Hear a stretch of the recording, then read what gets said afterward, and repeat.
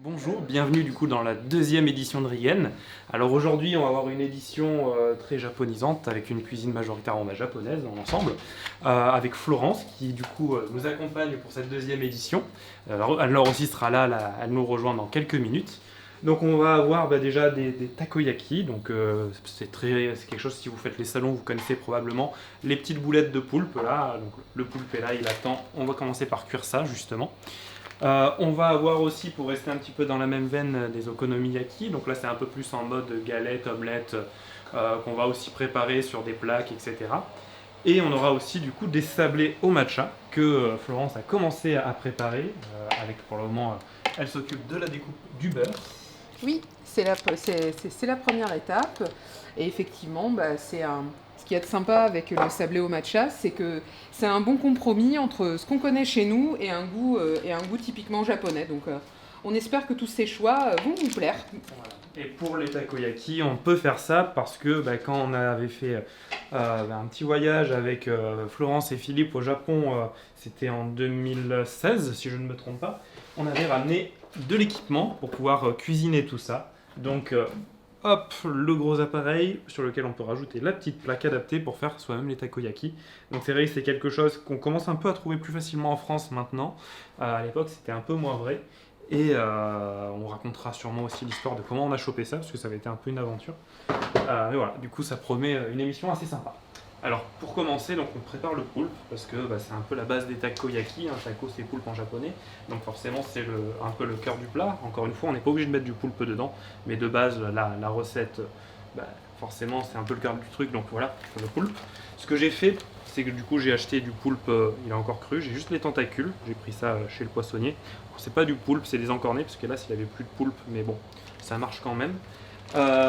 Du coup ce que je fais de base, c'est un petit bouillon. Alors on n'est pas obligé de le faire, on peut très bien faire cuire dans de l'eau très simple.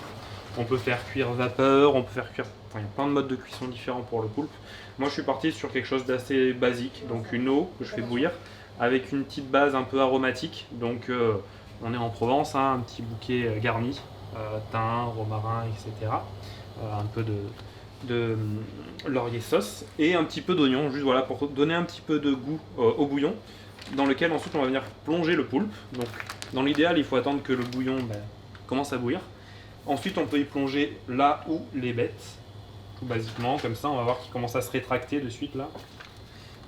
Hop. Et le truc c'est que quand on fait cuire du poulpe, il faut être patient. Ça va prendre un certain temps. Donc il faut bien s'y prendre en avance en général. Hop. Et le truc c'est qu'il ne faut pas que ça cuise à gros bouillon aussi, parce que si on fait cuire ça à gros bouillon, ça va rendre les chairs un peu dures, caoutchouteuses, et c'est pas agréable. C'est souvent ce que les gens reprochent au poulpe, c'est que c'est trop caoutchouteux, trop dur, pas agréable en bouche. Donc voilà, il y a vraiment des étapes un peu à respecter pour pas tomber dans ce piège-là. Ce qui est souvent recommandé aussi, c'est de prendre ou un poulpe qui a été congelé, ou le congeler soi-même en amont, parce que ça va casser les fibres en fait, et ça va permettre d'avoir de la chair beaucoup plus tendre. Et ensuite, voilà, c'est vraiment la cuisson qu'il faut bien surveiller, bien mettre en place. Donc là, typiquement, l'eau, elle est bien. On va laisser sur un feu moyen pour pas que ça boue à gros bouillon. Et on va laisser pendant une heure et demie. On va le laisser faire sa vie tout simplement. Et après on verra ce que ça donne au bout de ce temps-là, voir s'il faut un peu réajuster ou pas. Mais voilà, c'est une question de patience, de préparation et normalement ça devrait faire l'affaire. Tu fais couler le matcha. Tout à fait. Et personnellement, j'en mets pas avec le dos de la cuillère. Donc, C'est le meilleur le match. s'il y en a pas beaucoup, je trouve ça un peu triste. C'est triste et fade. Exactement. Mais c'est tellement clivant le matcha. C'est vrai que c'est une saveur qu'on n'a pas trop l'habitude de connaître ici. Je pense que c'est justement quelque chose dont on peut parler parce que le problème des recettes au matcha, c'est que très souvent, il y a marqué par exemple, vous en mettez une cuillère et ça suffit. Sauf qu'une cuillère, c'est très colorer. peu. Ça va colorer, mais tout. effectivement, on aura très peu de goût. Alors là, pour le coup, on le fait à notre goût à nous, puisque nous, on l'aime bien chargé. Mais c'est vrai que chacun peut voir à son propre goût. C'est bien d'essayer avant. En fait, le matcha, pour situer un peu, c'est C'est des feuilles de thé qui ont été tout simplement broyées très très finement. C'est pour ça qu'il y a cette couleur verte. C'est pas une poudre qui vient de on ne sait où. C'est vraiment la feuille de thé qui a été broyée. Ils ont des grosses machines pour ça. Des fois, c'est écrasé à la pierre ou autre. Et on se retrouve avec cette poudre-là. Il faut savoir que le thé japonais, de manière globale, il est souvent, en tout cas le thé vert, très amer. Ouais. Et c'est ça qui fait que c'est assez clivant. C'est-à-dire qu'il y a beaucoup de gens qui ne supportent pas l'amertume et qui, quand ils vont prendre un matcha, surtout quand il n'est pas sucré, vont dire qu'est-ce que c'est que ça, c'est pas possible. Et à l'inverse, dès qu'on est habitué au thé vert japonais, moi personnellement, si on m'en sert un sucré, je le bois pas. Parce que justement, je trouve que ça casse le goût. Donc c'est pour ça que oui, je suis tout à fait d'accord avec le fait que c'est clivant. Donc c'est vrai que là, on essaye, et c'est pour partager un petit peu notre goût de la chose. Le mieux pour le matcha, goûtez-le d'abord un peu. Comme ça, vous savez exactement si vous voulez un petit peu le sucré, si vous voulez pas trop le sucré, c'est ça le mieux. Ça peut s'agrémenter de manière différente. Il y en a qui le prennent avec du lait, les matcha latte, ça va un peu l'adoucir justement, avec du sucre, avec du miel. Ça se fait beaucoup avec du lait de coco aussi. Oui. Donc voilà, il y a beaucoup de manières de le faire. Ça peut s'adapter au goût, mais voilà, ceux qui n'aiment pas l'amertume, ils partent avec une mauvaise base, hélas. Parce que vous loupez quelque chose, bon après ça nous en fait plus pour nous, donc on va pas se plaindre. Ah, c'est dommage pour ces gens. C'est dommage. Et après il y a aussi différentes qualités de matcha, c'est-à-dire que pour tout ce qui est pâtisserie, on va avoir plutôt pour habitude d'utiliser ce qu'on appelle un matcha pâtissier, qui est un matcha entre guillemets de basse qualité, parce que le matcha c'est très cher. Donc un matcha pâtissier sera souvent 2 à 3 fois moins cher. Et vu que l'aliment va cuire, va participer, le gâteau va cuire, ça va un peu altérer le matcha. Justement, le fait d'utiliser un matcha d'un peu moindre qualité, c'est plus conseillé. N'allez pas acheter un matcha hyper premium pour faire vos gâteaux, ça serait dommage. Ils ont acheté au Palais d'été, là où a travaillé Amandine, Saphir. Tout à fait. Donc voilà, faut pas hésiter à bien choisir son matcha, à l'adapter à ce que vous voulez faire. Si c'est plus pour le boire, pour des choses comme ça, en effet, un premium peut très bien faire l'affaire. C'est quand même un budget. Sinon, un matcha pâtissier assez basique, ça sera largement suffisant pour cuisiner des gâteaux et un apéro. Bah en fait, en règle générale, si vous n'êtes pas habitué au thé vert japonais, il y a un truc qui peut être bien et qui coûte pas une fortune, c'est la variété sencha. C'est-à-dire que vous avez un thé vert qui est d'une très bonne qualité, mais il va vous permettre de goûter. Il est moins cher que le matcha. Le matcha, c'est vraiment quelque chose effectivement, de très particulier. Le matcha, c'est également celui qui sert à la cérémonie du thé au Japon, si vous en avez entendu parler. Et c'est vrai que cette variante qu'on utilise pour cuisiner, à savoir le matcha pâtissier, c'est un bon matcha, mais effectivement, disons qu'il est un petit peu moins fin que celui que vous prendrez pour boire. Mais si effectivement vous voulez juste découvrir ce goût, moi je vous conseillerais du sencha, personnellement. Il y a beaucoup de variétés, c'est très bon. Il y a aussi, en parlant de thé japonais, il y a aussi le hojicha qui est plus grillé. Et alors celui-là, j'ai envie de te dire, il est encore plus clivant. Mais il sert aussi dans la pâtisserie. Oui, j'ai découvert vrai, des très très bonnes pâtisseries, des gâteaux, des cakes, ou même des mochis qui sont parfumés à ça. Je me rappelle être passé, je crois que c'était l'été dernier, à la maison du mochi à Paris. Et ils en avaient un spécial hojicha à ce moment-là. Et c'était très très bon. La maison du mochi. Oui. Il y a une maison pour des mochis, mais c'est génial. C'est à Paris, c'est une petite chaîne de magasins à Paris qui est très très sympa. C'est vraiment des made in France, ils font ça sur place. Je crois qu'ils ont 2 ou 3 boutiques. Tous les mois, ils ont un différent, un de saison, on va dire. Je crois que ce mois-ci, par exemple, c'est rose framboise. Vraiment, ils varient beaucoup. Et t'en as des classiques, t'en as des glacés. T'as tous les accompagnements qui vont avec. C'est vraiment un peu salon de thé avec beaucoup de mochi et cool, tout est fait sur place, c'est vraiment très très bon. Tu te souviens un peu de l'arrondissement ou pas du tout? Bon, il y a plusieurs boutiques, tu tapes Maison du Mochi, ils ont un compte Instagram et des choses comme ça, tu trouves facilement. Ils font même des ateliers pour apprendre à faire ses mochis soi-même, etc. Classe. Donc ils en font au matcha du coup? Ah bah oui, c'est un de leurs pains, c'est le classique qui est tout le temps disponible. Tu serais capable de le faire pour la prochaine fois ça, des mochis, ou c'est vraiment compliqué tu crois? J'ai essayé une fois avec moyennement de réussite, je crois que moi j'ai essayé. Le mochi, en fait en soi c'est pas très dur. Pour être honnête, faut savoir un petit peu ce qu'on espère, parce qu'il y a différents types de mochi, encore une fois. Donc, est-ce qu'on veut, par exemple, au Japon, nous, on l'a goûté ensemble, il y a des mochi qui sont très très épais, qui sont uniquement pour, on va dire, croquer dedans. Et puis, vous en avez de temps en temps qui sont très légers, qui sont juste pour être la couverture, par exemple, d'un gâteau, ou justement d'un petit fondant, etc. Et ça, la base est ultra simple. Donc ça, oui, c'est tout à fait possible. D'accord. Et par contre, comme beaucoup de recettes japonaises, c'est des recettes qui sont très simples, mais qui vont quand même vous demander d'avoir un tour de main. Si la première fois vous loupez, c'est normal. Et t'avais Honnêtement, faut essayé les faire les quelques glacés fois. ou les... J'avais essayé des classiques parce que les glacés, ça, c'est c'est encore plus compliqué, à mon en fait avis. le glacé c'est entre guillemets tout bêtement une bonne crème glacée entourée d'une pâte de mochi. Donc ça, t'achètes une bonne glace, tu fais ton Ouais. mochi toi-même, Voilà. et voilà. Ouais, tu peux. L'important, c'est quand même, enfin, pour moi, dans ce genre de truc, l'important, c'est d'avoir un bon mochi, pour la simple et bonne raison qu'il faut que tu saches le faire correctement, spécialement sur un glacé, parce que s'il est trop froid, que tu croques dedans, qu'il est cassant, il va briser ton goût, en gros, on va dire. Donc il faut essayer d'en avoir un qui soit vraiment bien souple, etc. Pas trop épais. Pas des trop choses comme épais. ça. Et c'est vrai que c'est pour ça que les premières fois où tu l'essayes, vaut mieux essayer un classique. Et- Après, une fois qu'on est à l'aise, bien sûr, on passe à autre Mission chose. mochi, quoi. Et Mathieu. t'as beaucoup de catégories différentes. Après, t'as les daifuku, où là, Oui. t'as dans la pâte à mochi directement les petits bouts de haricots rouges, des choses comme ça. T'as les dango, là, c'est les petites brochettes qu'on voit souvent dans les animés ou sur des images au Japon, etc. On en avait mangé de très bons, c'était Montakao, je crois. Oui, Ou un truc oui. ouais. Ah là là. Voilà. Où là, souvent, on les voit avec les trois couleurs, rose, vert, blanc. T'en as, ils Qui, sont grillés à la justement- sauce soja salée, donc ils ont un goût plus salé, justement. Salé. Ah, Oui. ça, c'est complètement salé. Et Mm. justement, il y a des gens qui, pensant toujours au dango sucré, croquent dedans. Et ils sont Moi, surpris. j'ai vu des touristes vraiment faire. Genre, c'est le dégoût de ma vie, mais non, en C'est fait, pas ce que j'attendais. c'est vraiment ça. Et par exemple, justement, pour parler du mochi et des dango, celui qui apparaît toujours vert dans la petite, dans la petite brochette, il est au matcha. D'accord. C'est ce genre de choses-là. Donc c'est Après, vrai t'as que les- ça mérite de fouiner un peu. Les mochi briques aussi, Oh là là, c'est les meilleurs. c'est une forme de brique, de rectangle. Alors si tu le lances sur quelqu'un non cuit, tu peux le tuer, je pense. parce que c'est très dur. D'accord. Et en fait, il suffit de le passer au four, en général, ils vont gonfler. Poup. Ouais. Et après, ils se mangent. Alors, ils sont très neutres, ceux-là, c'est vraiment une question de texture. Ils ont un goût assez neutre. Et après, il y a vraiment plein de catégories différentes. En fait, mochi, c'est un nom qu'on donne un peu générique. Mais chacun. Ah ouais, je viens de voir qu'en fait, il y a plein plein de de Tu vois, catégories par différentes. exemple, rien que celui dont Mathieu a parlé, qui passe au four. Alors tu l'achètes dans tous les supermarchés. Vraiment, tu le mets au four, au micro-ondes. Tu le fais une petite croix dessus, tu le mets au micro-ondes et c'est bon. Tu peux le manger salé. Par exemple, tu vas mettre une sauce soja dessus. Ou alors, tu peux mettre dessus un truc qui est typiquement japonais, qui est le sucre noir, en fait.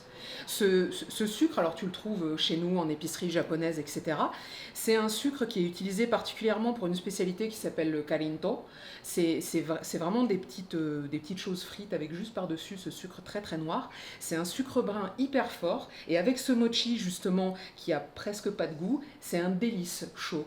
Mais oui, voilà, il faut un petit peu passer le pas de, voilà, j'essaye quelque chose de nouveau. C'est un sucre de canne à la base. Alors, c'est un c'est sucre, plus. Alors, j'ai plus les infos, faudrait que je relise. Justement, c'est pas vraiment un sucre de canne, ils utilisent. Ah oui, cette voilà, couleur, le nom me revient, en fait, ça s'appelle kuromitsu. Kuro, c'est foncé. Donc, et on peut le trouver vraiment, moi j'en ai trouvé à Paris, par exemple, vraiment dans des épiceries, on en trouve, etc. Et ça, c'est un sucre très typiquement japonais. Il est assez fort. Il est fort. Donc ça, encore une fois, c'est pareil. C'est-à-dire que les gens, des fois, s'imaginent que sous prétexte qu'il y a du riz au Japon, les goûts sont très neutres. C'est pas vrai du tout. Il y a vraiment des choses qui sont très très fortes, donc il faut être un petit peu, on va dire, au courant de ça avant de croquer dedans. Il y a plein de trucs intéressants, mais c'est vrai que c'est à la base la cuisine japonaise, c'est toujours simple, mais les goûts ont un équilibre de goût qui est extrêmement important. Donc bon, après Pour contrebalancer peut-être justement ben, les pour, goûts pour, neutres, euh, un peu voilà, comme pour, le pour riz, te des dire choses, exactement qu'est-ce qui va aller avec quoi. Par exemple, le Japon qui a autant de choses qui se préparent à base de produits de la mer, et ben, dès que tu prends des coquillages, des choses comme ça a un goût fort, un coquillage. Ça, on en parlera un peu plus, mais moi je me rappelle de cet oursin cuit qu'on a mangé. On avait l'impression d'avoir croqué dans une vague, on a rigolé, oui, on fait non, oh mon mais Dieu, là- c'est tout l'océan qu'on a dans la bouche. Ça m'étonne pas. Donc c'est vrai qu'il y a de quoi, je pense qu'on Est-ce aura que de tu quoi veux expliquer. qu'on reparte, parce que sinon c'est vrai qu'on pourrait parler 8 milliards d'heures, je pense, de toute la cuisine japonaise. On va Est-ce que pouvoir. tu vas nous faire On une va- recette un peu plus sucrée peut-être, ou est-ce que tu vas faire un truc vraiment costaud? Alors, je vais le faire justement en montrant un petit peu les deux. C'est-à-dire que, oui, certes, j'ai chargé en matcha parce que ça, c'est mon goût. Ouais, Là, va intervenir un petit peu le sucre. d'accord. Je vais en mettre un petit peu. Après, le secret, c'est comme pour n'importe quel truc, goûte-le un peu avant de le faire passer au four. Non, Donc c'est voilà. toujours bien de goûter. Bah, Non, mais oui, il faut bien goûter. sûr. Tu sais, les mecs qui boulotent, non, c'est encore un petit peu. Non, mais tu verras tout à l'heure. Le truc, c'est vraiment que ce goût un peu amer est très bien contrebalancé par le beurre du sablé. Et honnêtement, le sablé matcha, c'est un truc qui peut passer pour beaucoup de monde. Donc c'est pour ça que Du c'est beurre une bonne idée. demi-sel, c'est important. C'est important. S'il faut le préciser. Est-ce que tu as mis du coup déjà Non, de la levure, il n'y en a pas. Tu vois, Alors, je c'est l'avais à pour côté de l'autre moi, recette. mais c'est pour l'autre recette. D'accord, Là, il n'y en ça a va. pas. Là, on est Alors, super il faut simple. une touillette. Pas avec le poisson. Le chou, oui. Non, mais c'est le truc, c'est le truc mais que j'ai dit. rigole pas. C'est Alors, après, c'est le truc à la con, c'est très ça. bête. Tu vois, j'ai les mains bien propres, mais le truc du sablé, c'est justement, c'est de vérifier ta consistance en fait et de voir comment tu peux bien mélanger. Et on va rajouter et Oui. les œufs. Moi, j'ai- Enfin, le jaune. Il y est pas tout à fait. Oui, c'est vrai que j'ai pas du beurre salé par habitude. Non, mais c'est pas un souci, mais c'est juste que justement, il faut qu'on l'équilibre. Ouais. Ouh, mon Dieu, C'est une fuite de coquilles. c'est totalement une fuite de coquille. Bon, on se gardera les blancs pour autre chose, genre une meringue Oh, ou un oui. truc comme ça. Ça marche toujours, Il y a la toujours de meringue. quoi faire. Tu peux faire des financiers avec. Faire des financiers au matcha. Bon, tu sais Oui, que aussi. Gaïa, elle aime les financiers. Oh bah oui, là on est dans une idée quand même. Je pense même que si on fait un livre de cuisine, on fera les financiers de Gaïa. Directement, on fera que Direct. ça en fait. Et ils seront tous verts ou de la couleur de la monnaie Tu locale. veux faire Bah des oui. financiers à l'oseille, Bah oui. c'est ça?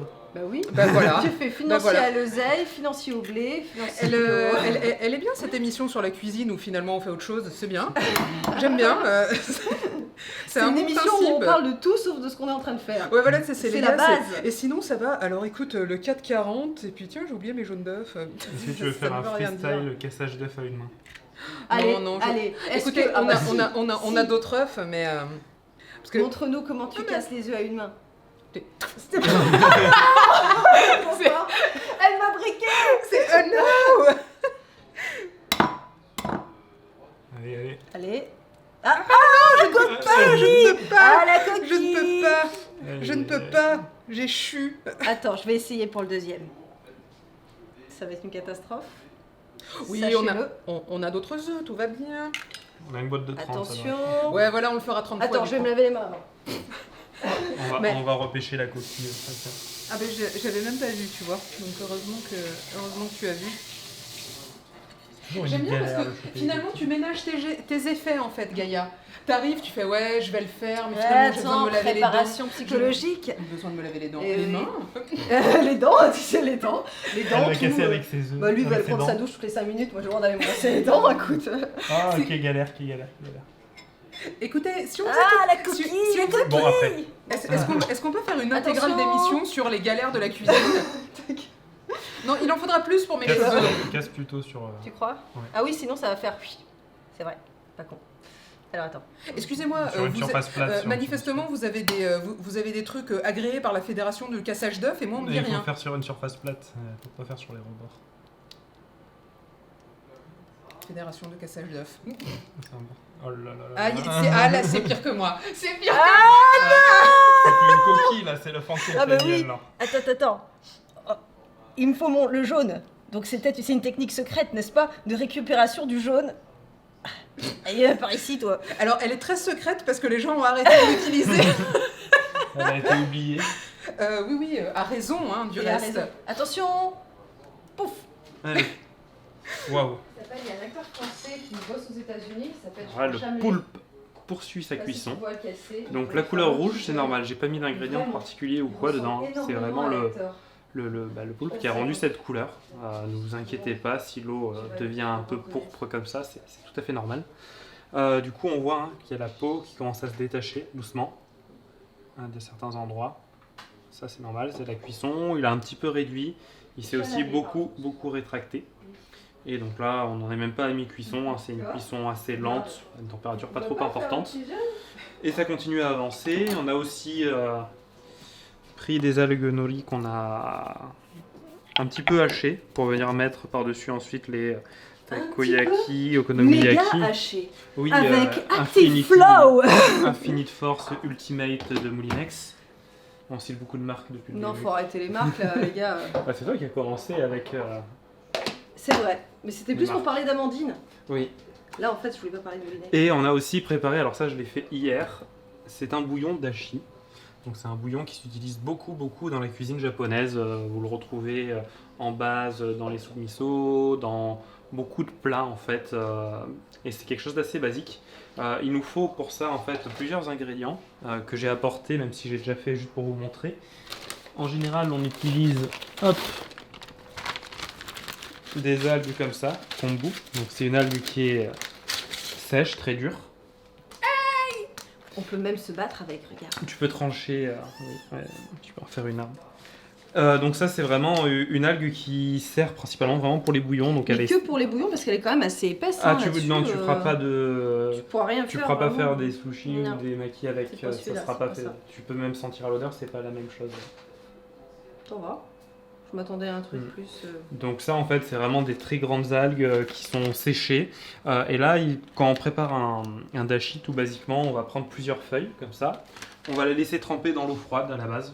Vraiment pendant une vingtaine de minutes, histoire que ça puisse commencer un peu à infuser. C'est ça. Et ensuite, on va faire une cuisson très lente. C'est-à-dire que on va amener l'algue et l'eau à la limite de l'ébullition sans jamais atteindre l'ébullition.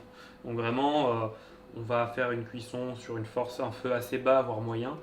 Et on va attendre que ça arrive entre 80 et 90 degrés. Peut-être un tout petit peu plus, mais il ne faut surtout pas aller à l'ébullition. Parce que sinon, ça va altérer totalement le goût et ça sera plus bon. Et on va rajouter la bonite. La bonite séchée. Voilà. Bonite bretonne pour le coup, c'est pas de la bonite japonaise. Sérieux? Oui, On regarde, fait ça en Bretagne? fabriqué en Bretagne. Oh, dis donc. Oui, en même temps, c'est vrai, hein, c'est du poisson. Voilà, donc, c'est du parfois, poisson.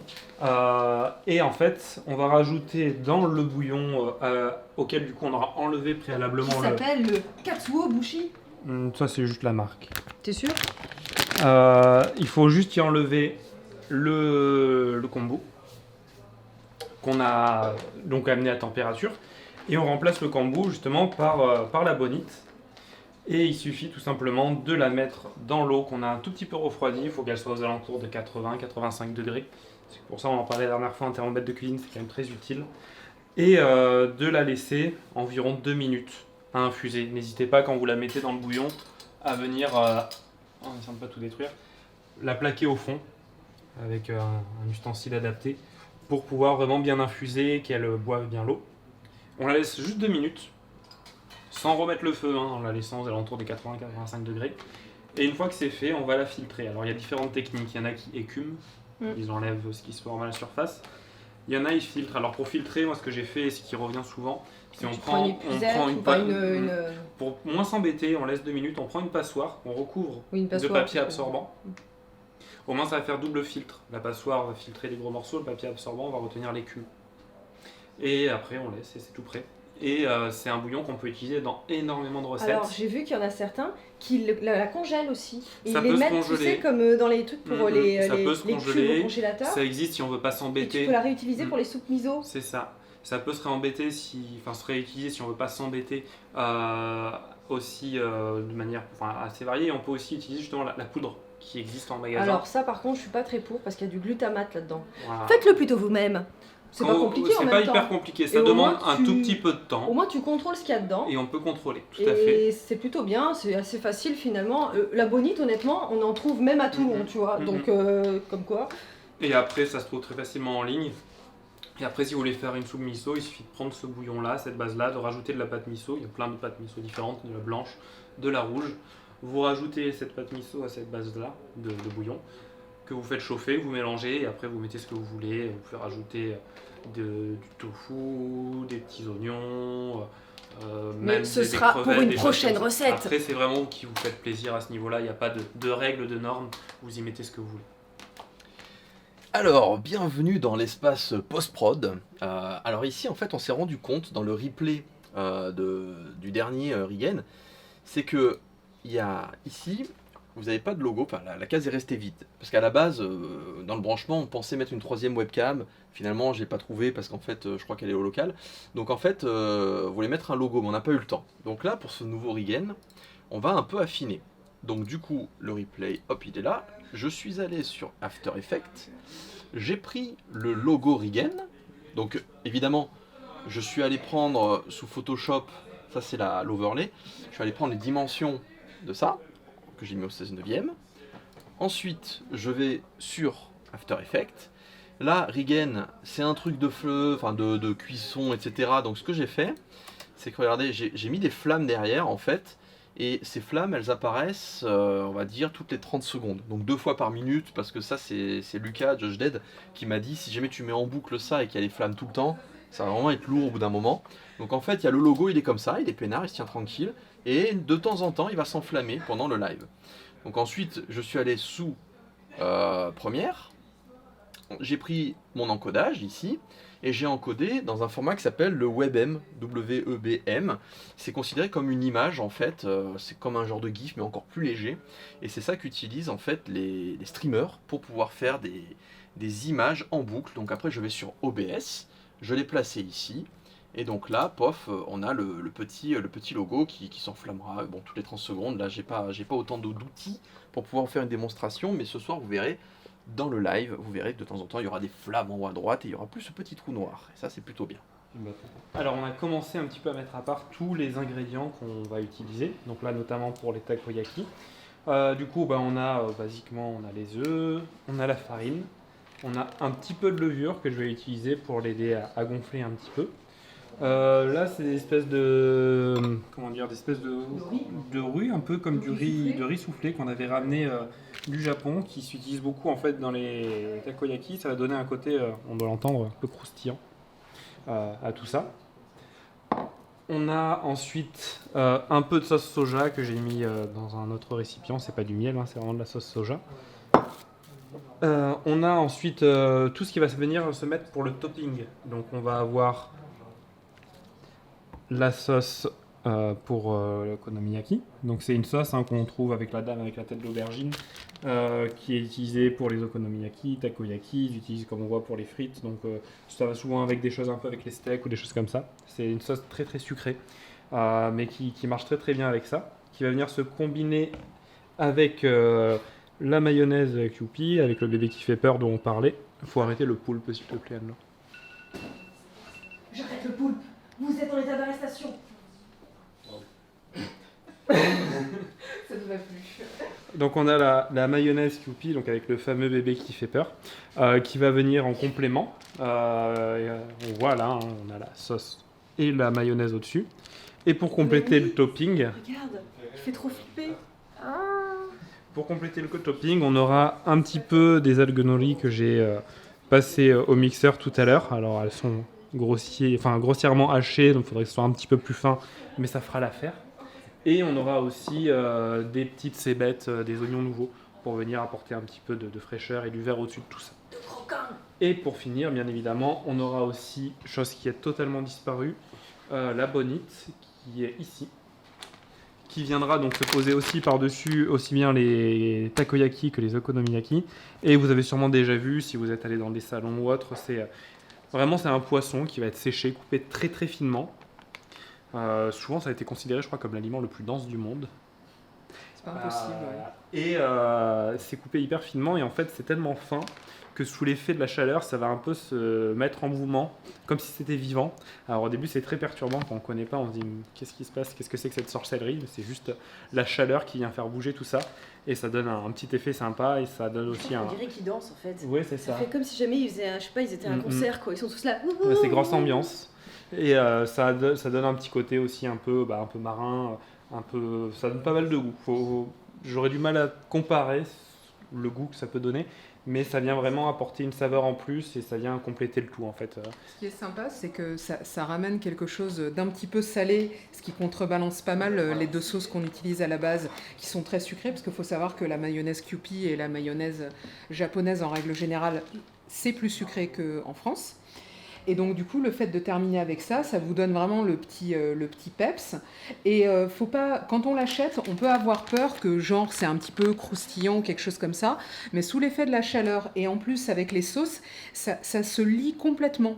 Ça fait même limite une sorte de pâte dans la bouche. Donc ne pensez pas que vous allez croquer dans un truc et que ça va être un peu bizarre et tout. Non, non, vraiment, c'est fait pour que tout aille ensemble. Et franchement, moi je trouve ça très bon. C'est très particulier comme goût.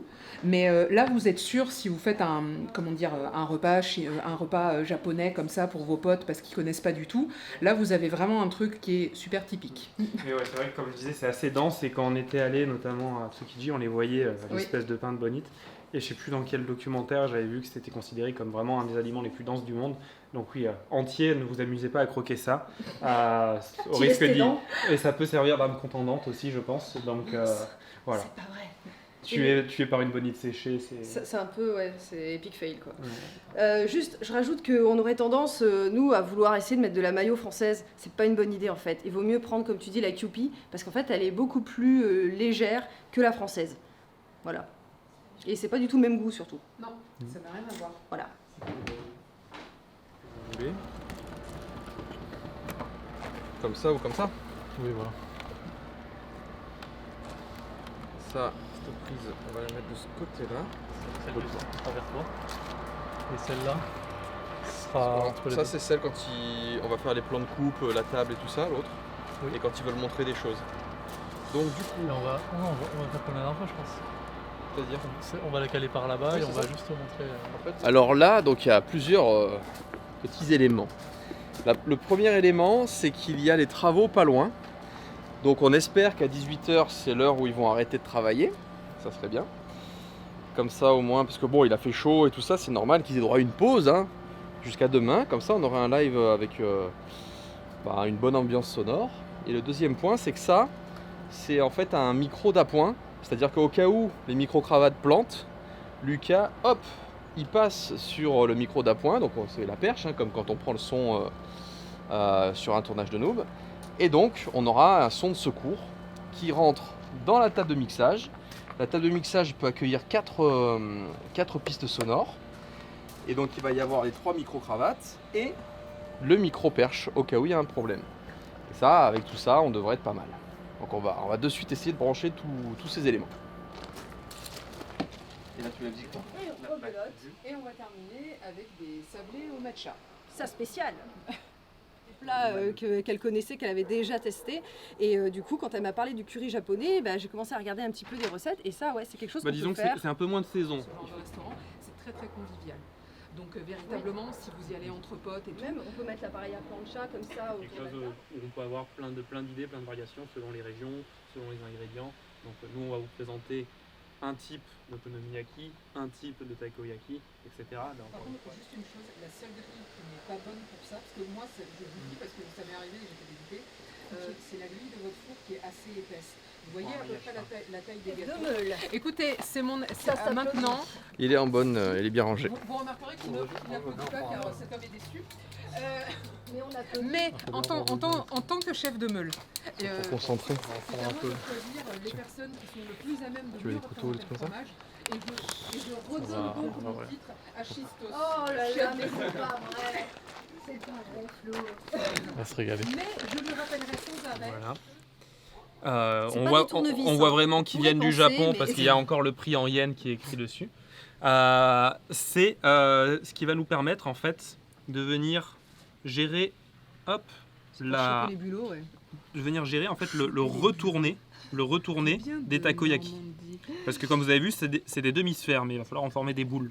Ah, d'accord. Le vlog et Donc, on badigeonne. la hein. fine équipe. On est généreux sur l'huile, hein, comme toujours. Donc juste là pour le moment, Vérifie qu'on est bien chaud. c'est pas mal, hein, ça, je sens que ça chauffe. Ouais, il faut.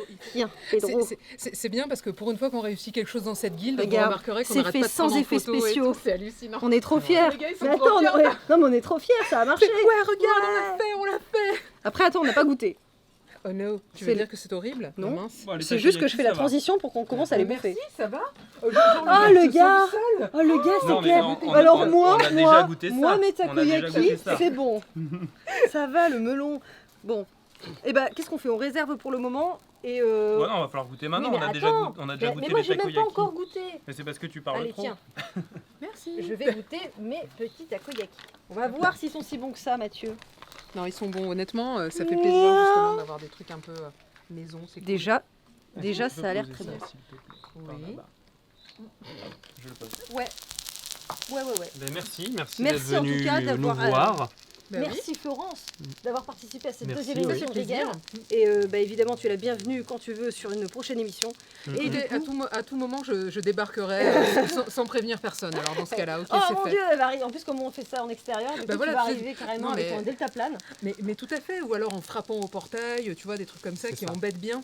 Donc- Mais merci en tout cas, c'était super sympa. Merci Moi à j'espère que bah, pour ceux qui connaissent pas trop certains trucs de cuisine japonaise, ça a été sympa Si de découvrir ça. vous essayez d'en faire, n'hésitez pas à nous envoyer des photos, à nous Bah ouais, taguer bah ouais, sur les carrément. réseaux, nous dire Carrément, voilà, allez, j'ai essayé l'okonomiyaki, si vous les avez réussi. takoyaki.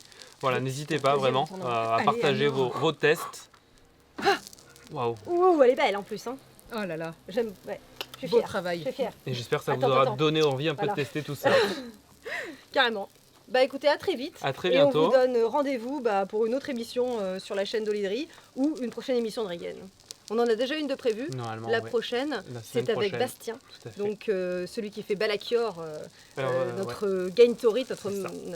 comment dire, chef de la confédération Gaintorit. Tout à fait. Et lui est un spécialiste aussi culinaire et on va pouvoir retester le fameux barbecue de grille au bois avec d'autres recettes encore. Voilà, mais on en dira plus. On la en dira semaine plus, prochaine. voilà, quand on se sera encore un peu mis au point.